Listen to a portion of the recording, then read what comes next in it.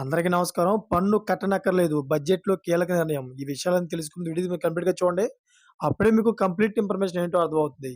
అదేవిధంగా చాలామంది వీడియో చూస్తున్నారు గానీ, లైక్ చేయడం మర్చిపోతున్నారు. దయచేసి లైక్ చేయండి. లైక్ చేయడం వల్ల ఈ ఇన్ఫర్మేషన్ మనం చాలా మందికి తెలియజేసిన వాళ్ళం అవుతాం.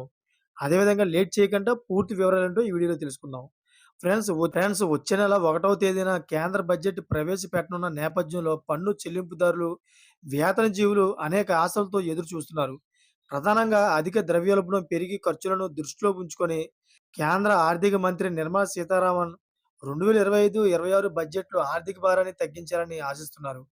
అయితే ప్రధానంగా ఈవీపై పన్ను, అదేవిధంగా క్రిప్టో సహా ఇతర పెట్టుబడి సాధనాలతో పాటు ఆదాయ పన్నుకు సంబంధించి ప్రధాన మార్పులను కోరుకుంటున్నారు. అయితే గత ఏడాది మధ్యతరగతి వర్గం అనేక సవాళ్లను ఎదుర్కొంది. ముఖ్యంగా ఆహార పదార్థాల ధరలు పెరగడం, తద్వారా ద్రవ్యోల్బణ ఒత్తిడి, ఇంటికి సంబంధించి ఇతర ఖర్చులు సైతం భారంగా మారడం, డిమాండ్ తగ్గుముఖం పట్టడం వంటి అంశాలు సామాన్యులను ఆర్థికంగా ఉక్కిరిబిక్కిరి చేశాయి. అయితే ఈ క్రమంలో పొదుపును ప్రోత్సహిస్తూ చెల్లింపుదారులకు ఆదాయ పన్ను విధానంలో ఎక్కువ ప్రయోజనాలు కల్పించాలని కోరుతున్నారు. దీనికోసం ఏడాదికి 10 లక్షల వరకు ఆదాయానికి పన్ను మినహాయింపు ఇవ్వాలనే డిమాండ్ బలంగా వినిపిస్తున్నది. గతేడాది స్టాండర్డ్ డిడక్షన్‌ను పెంచిన కారణంగా ఇప్పుడు 7,75,000 వరకు మినహాయింపు లభిస్తున్నది. దీన్ని 10 లక్షలకు పెంచే అంశంపై చర్చలు తీవ్రంగా సాగినట్టు సమాచారం.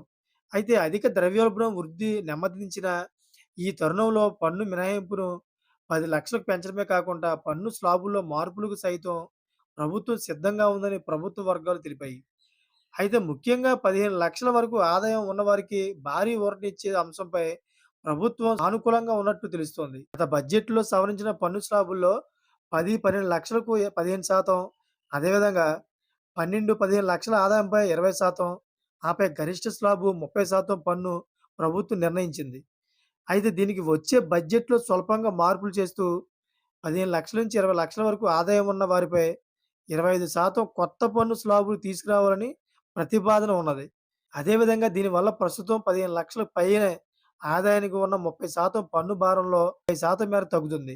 ఈ నిర్ణయం వెలువడితే 15 లక్షల పైనే ఆదాయం పొందే చాలా మందికి ప్రయోజనకరంగా ఉండనుంది. అయితే తద్వారా వినియోగం పెరుగుతుందని, ప్రజలు ఎక్కువ ఖర్చులు చేయగలరని నిపుణులు భావిస్తున్నారు. అయితే గత కొన్నేళ్లలో పెద్ద పెద్ద నగరాలే కాకుండా ఓ మోస్తరు పట్టణాల్లోనూ ఖర్చులు తడిసి మోపురవుతున్నాయి. దీన్ని దృష్టిలో ఉంచుకొని పట్టణ కేంద్రాల్లో పన్ను చెల్లింపుదారులకు ఉపశమనం కలిగించేందుకు హెచ్ఆర్ఏ మినహాయింపును పెంచాలనే డిమాండ్ వినిపిస్తున్నది. ప్రస్తుతం ఉన్న హెచ్ఆర్ఏ మినహాయింపు పరిమితి చాలా కాలం క్రితమే నిర్ణయించారు. అయితే ఇప్పుడు మెట్రో ఇతర నగరాల్లో అద్దె చెల్లింపులు విపరీతంగా పెరిగిపోయాయి. ఈ భాగాన్ని తగ్గించాలని వేతనజీవులు కోరుతున్నారు. అధిక ద్రవ్యోల్బణం, ఇతర ఖర్చుల కారణంగా దెబ్బతిన్న హౌసింగ్ సెగ్మెంట్ కోసం సెక్షన్ 24 కింద ఇళ్ల నిర్మాణాలపై వడ్డీ మినహాయింపు పరిమితిని 2,00,000 నుంచి 3,00,000 వరకు పెంచాలని, ఒక ఇంటి కోసం చెల్లించే మొత్తం వడ్డీపై మినహాయింపును ఉండాలని నిపుణులు సూచిస్తున్నారు. అంతేకాకుండా సరసమైన ఇల్లు రుణాల మొత్తం పరిమితిని 20,00,000కు పెంచడం అవసరమని, మెట్రో నగరాల్లో ఖర్చులు, పెరిగిన స్థలాల రేట్లు భారాన్ని సమం చేసేందుకు ఈ పరిమితిని పెంచడం అనివార్యమన్నారు. అలాగే హౌసింగ్ సెగ్మెంట్‌లో స్టాంప్ డ్యూటీ, రిజిస్ట్రేషన్ ఖర్చులను తగ్గించడం, ఇళ్ల రుణాలపై వడ్డీ రేట్లు తగ్గింపు వంటి కీలక ప్రయోజనాలు కోరుతున్నారు. అయితే ప్రస్తుతం స్టాండర్డ్ డిడక్షన్ పాత పన్ను విధానంలో 50,000, కొత్త పన్ను విధానంలో 75,000 ఉన్నది. అయితే పెరుగుతున్న ఖర్చులను లెక్కలోకి తీసుకొని ఈ పరిమితిని పెంచడం ద్వారా మధ్యతరగతికి ప్రయోజనం ఉంటుంది. కొత్త పన్ను విధానానికి మరింత ఆదరణ లభిస్తుందని నిపుణులు భావిస్తున్నారు. అదేవిధంగా తద్వారా పన్ను చెల్లింపుదారుల్లో పొదుపు పెట్టుబడులను ప్రోత్సహించినట్టు అవుతుందని, ఇది ఆర్థిక వృద్ధికి సానుకూలమన్నారు. అదేవిధంగా ఆరోగ్య బీమా ప్రీమియం చెల్లింపులకు సంబంధించి ఆదాయ పన్ను చట్టంలోని సెక్షన్ 80డి కింద 25,000 ఉన్న పన్ను మినహాయింపును 50,000కు, సీనియర్ సిటిజన్‌కు 50,000 నుంచి 1,00,000కు పెంచాలనే ప్రతిపాదన గట్టిగా వినిపిస్తోంది. అదేవిధంగా గత బడ్జెట్‌లో పెట్టుబడి లాభాలపై అమలు చేసిన పన్నులను పునఃపరిశీలించాలని నిపుణులు సూచిస్తున్నారు.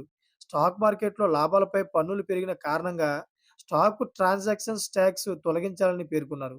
చూసారా ఫ్రెండ్స్? ఇటువంటి లేటెస్ట్ అప్డేట్స్ కోసం ఛానెల్ సబ్స్క్రైబ్ చేసుకోండి. Thanks for watching friends.